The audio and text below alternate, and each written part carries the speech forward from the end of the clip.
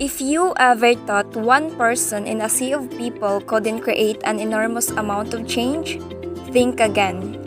Our lives as women wouldn't be what they are today if it were not for an extraordinary West Australian woman named Edith Dircksey Cowan. She was a trailblazer for women and women's rights. She was the first female elected to Parliament and the second in the entire British Empire in 1921. She achieved extraordinary progress for women's rights without a guidebook. Instead, she wrote her own and passed it down. She stripped taboos on important social issues, promoted migrant welfare, fought for sex education in schools, and started the movement to give all women the right to vote.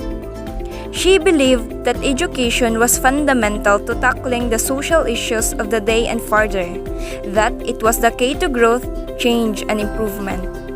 Edith Cowan contributed significantly to the development of education, particularly in government schools. She worked tirelessly to raise funds for students to attend university in other states prior to a university being built in Western Australia, obtaining government support for her scheme.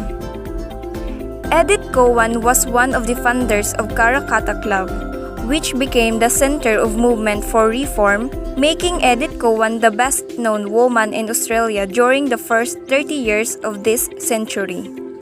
She was a crusader for social equality, helped the poor, the uneducated, and the elderly.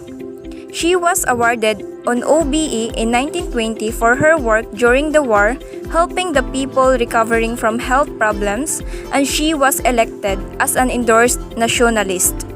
The Guidance of Infant on 1922, which allowed women to apply to the courts if their husband left them without adequate maintenance, was amended by the efforts of Edith Cowan, and she also argued that women should be legally entitled to share for her husband's income.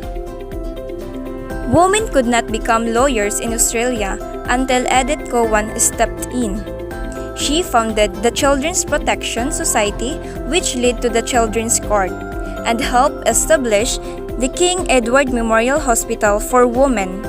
She is one of Australia's greatest women, and in 1991, Edith Cowan University was named in her honor. It is still the only university in Australia to be named after a woman, as well as her image being added to the Australian $50 note. Let's honor Edith Cowan by continuing to advocate for all women, because there is nothing we can't do, only Edith Cowan showed us that.